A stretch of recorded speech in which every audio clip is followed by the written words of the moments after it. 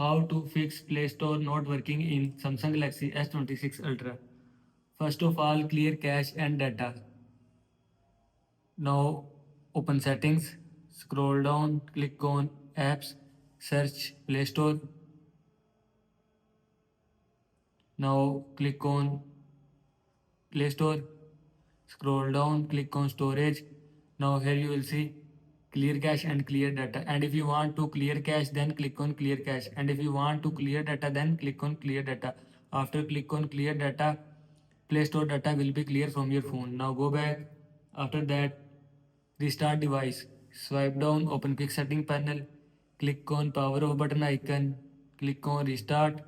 Again click on restart, restart your phone. Now go back. After that, check net. Open settings. Scroll down. Click on connection. Turn on or turn off Wi-Fi. Now scroll down. Click on mobile network. Click on network mode. Click on 5G preferred. Now go back. This is how you can fix Play Store not working in Samsung Galaxy S26 Ultra. I hope you like this video and thanks for watching this video.